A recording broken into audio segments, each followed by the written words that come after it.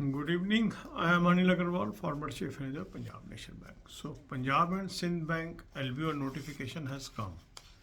Now, in this, there are a lot of comments. So, I want to discuss a very fine point here. Now, why such recruitments are happening and who will be benefited in this. Now, this type of recruitment is not meant for freshers. Basically, this recruitment is meant to balance out regional imbalance because in certain states they may not be getting the officers, those are well conversant with the local language.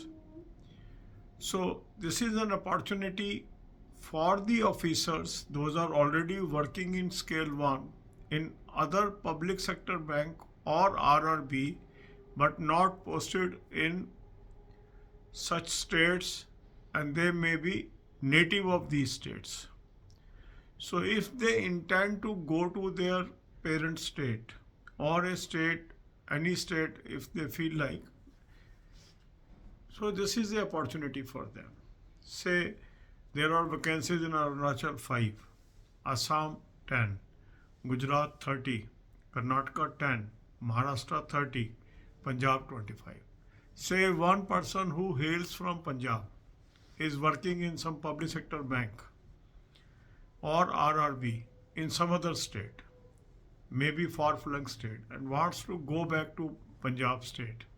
So this is an opportunity for such type of officers because some of you are surprised that they have put a condition that the employee the candidate must have experience as an officer of 18 months in public sector bank or RRB who will apply.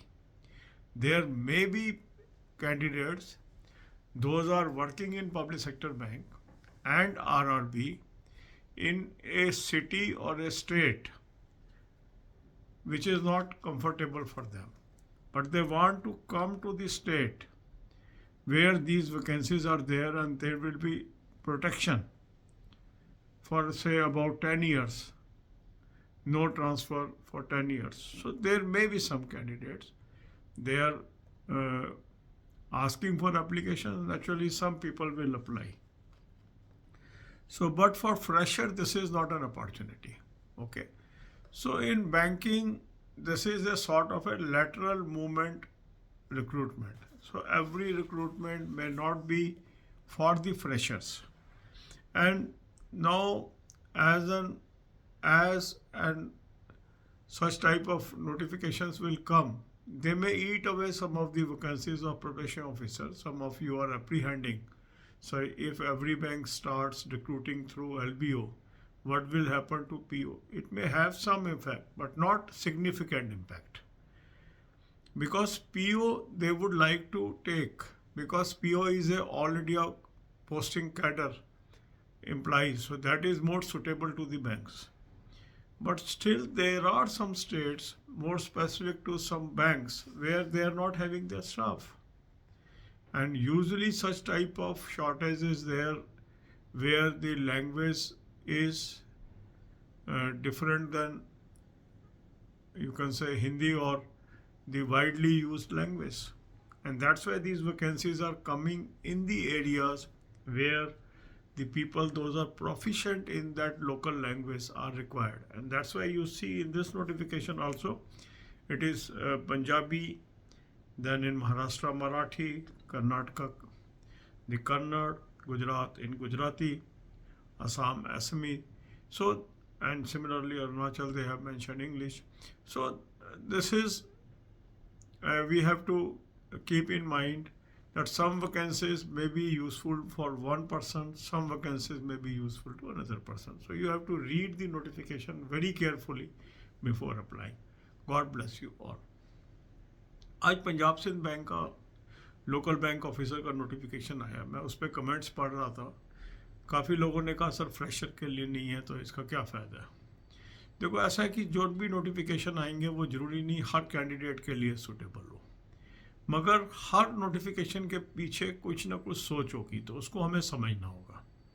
अब इस notification में अगर हम देखें तो इन्होंने vacancies क्या दी हैं, अरुणाचल में 5, असम में 10, गुजरात में 30, कर्नाटका में 10, महाराष्ट्र में 30, पंजाब में 25, टोटल 110। अब इसके अंदर इन्होंने एक कंडीशन लगाई है कि ग्रेजुएशन के साथ साथ कम से कम आपका किसी पब्लिक सेक्टर बैंक या आरआरबी में 18 महीने का एक्सपीरियंस होना चाहिए। अब एक कमेंट मैंने पढ़ा, उसमें कहा कि सर जिसका कोई पब्लिक सेक्टर में एम्प्लॉय होगा या आरआरबी में होगा वो क्यों जाएगा पंजाब सिंध बैंक में। ऐसा नहीं है कि नहीं जाएगा, क्योंकि आप सारी सिचुएशंस विजुलाइज नहीं कर पाते हो, इसलिए आपको ऐसा लगता है। अगर बैंक ने नोटिफिकेशन निकाली है तो उनको पता है कि लोग अप्लाई करेंगे। अब इसमें आप समझिए कौन लोग अप्लाई करेंगे। मान लीजिए एक कैंडिडेट है जो पंजाब को बिलोंग करता है और वो ऑफिसर बन गया और अभी वो एज ए ऑफिसर पोस्टेड है से far flung state, may be Karnataka, may be Tamil Nadu, may be Andhra.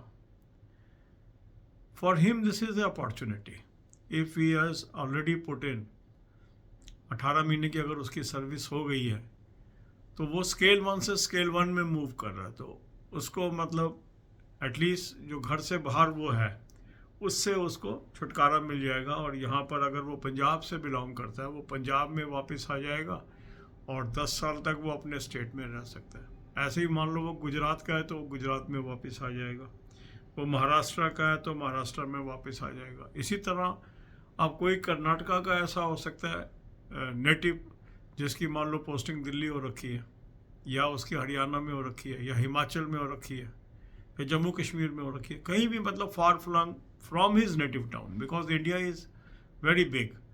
तो ये जो डिस्टेंस आप देखेंगे अपने नेटिव प्लेस से देख रहे हैं, तो इसलिए हर जगह के लोग हो सकता है दूसरी जगह पोस्टेड हों और वहाँ उनको ट्रांसफ़र नहीं मिल रही अपने बैंक में।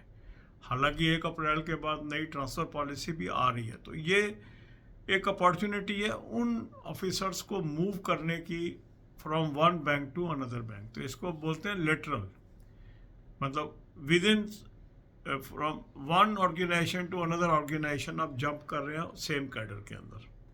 तो यहाँ लेटरल मूवमेंट हो रही है स्केल 1 टू स्केल 1, ठीक है। इसलिए इसमें एलिजिबल होंगे लोग। अब काफ़ी लोग जो हो सकता है कोई असम का कैंडिडेट है, मान लो महाराष्ट्र में पोस्टेड है, वापस असम आना चाहता है, या मान लो वेस्ट बंगाल में ही पोस्टेड है, या मान लो किसी और स्टेट में ही पोस्टेड है, उसको अपने स्टेट में ही आना है, तो ये अपॉर्चुनिटी है उसके लिए।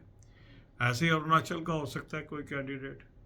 तो इसमें जो फोकस है वो ये है कि जो जिस स्टेट से बिलोंग करता है अगर वो अपने स्टेट में आना चाहता है उस पर ज़्यादा उनका फोकस है। बाकी ये नहीं कि आप नहीं कर सकते, अगर आपको वो भाषा आती है और आप उस स्टेट में काम करना चाहते हो अप्लाई कर सकते हैं आप, प्रोवाइडेड वो आपकी एलिजिबिलिटी बनती है, एक्सपीरियंस बनती है। पर जो फोकस है वो ये है कि ऐसे काफ़ी कैंडिडेट्स मिल जाएंगे जो ऐसी जगह पोस्टेड है जहाँ से वो निकलना चाहते हैं और उनके अपने ऑर्गेनाइजेशन में अभी ट्रांसफ़र नहीं हो रही। क्योंकि जब ट्रांसफ़र पॉलिसी भी आएगी उसमें भी ज़रूरी नहीं है कि वो 18 महीने बाद ही एलिजिबल हो जाएगा ट्रांसफ़र के लिए।